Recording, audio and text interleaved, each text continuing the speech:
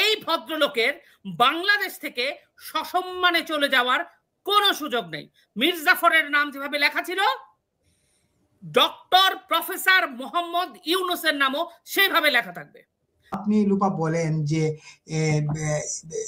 মুস্তাক ভাই বলছেন যেন তেন প্রকারের, যেটা আপনি আগে প্রশ্ন করছিলেন তার জবাবে মুস্তাক ভাই বলছেন এই কথাটা, যে কিন্তু মুস্তাক ভাই বলছেন যে যেভাবেই হোক ইউনূস সাহেবকে সসম্মানে বিদায় দেওয়া, কিন্তু ইউনূস সাহেব কি যেতে চাচ্ছেন কিনা, নাকি অন্য কোনো রাজনৈতিক খেলা চলছে এর মধ্যে? ইউনূস সাহেব হয়তো বিদায় হবে, নির্বাচনও হবে না, বিএনপিও নির্বাচন দেখছে না, এমনটা মনে হচ্ছে কিনা? বিএনপি নির্বাচন দেখছে না, সেই জন্য আপনারা দেখবেন, শুনবেন, আমি অল্প কথায় ছেড়ে দিচ্ছি আপনাকে, আপনার সময় নেই।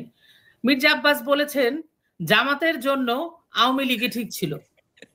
হ্যাঁ, তার মানে কি, জামাতের সাথে রাজনৈতিক কৌশল, বুদ্ধি এবং জামাতের যে ক্যারেক্টার, সেটাকে আওয়ামী লীগে আসলে ভালো করে ধরতে পারছে।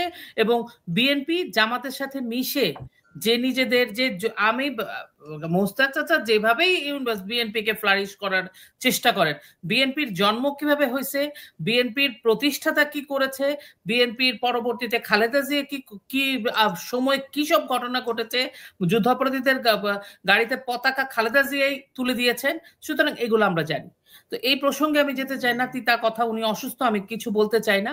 সুতরাং এই যে শেষমেশ যে মির্জা আব্বাস বললো আওয়ামী লীগই ঠিক ছিল বিএনপির জামায়াত ইসলামের জন্য, বিএনপি এখন হারে হারে টের পাচ্ছে তার রাজনৈতিক দল তার অস্তিত্ব সংকটে পড়ে গেছে। নির্বাচন তো সে দেখতেই পাচ্ছে না, নেতা নাই, 3 সিটে উনাকে নমিনেশন দিয়ে রাখছে তারেক রহমানকে।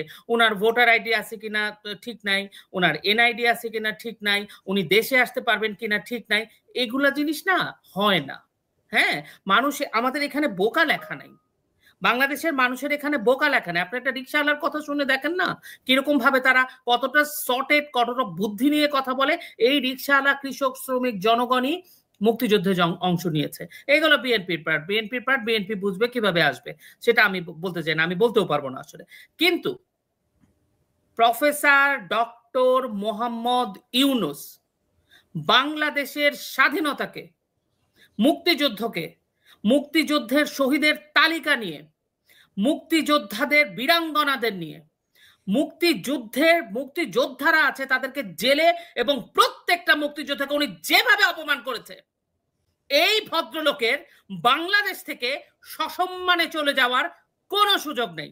মীর জাফরের নাম যেভাবে লেখা ছিল, ডক্টর প্রফেসর মোহাম্মদ ইউনূসের নামও সেভাবে লেখা থাকবে। There is no mercy for that guy. Simple. প্রত্যেকটা জিনিসের একটা সীমা আছে। উনি মুক্তিযুদ্ধকে ভুলণ্ঠিত করে দিছে, এই জন্য এই স্বাধীনতা হয় নাই। এই জন্য বঙ্গবন্ধুকে 32 নম্বরকে সারাটাক্ষণ ওনার প্রেস সচিব বলে 32 নম্বরের সাথে মুক্তিযুদ্ধের কোনো সম্পর্ক নাই। ওনার বাপাদের জিজ্ঞেস করতে বলেন, লেখা আছে ডন পত্রিকায় পাকিস্তানিরা কি বলেছে বঙ্গবন্ধুর কথা।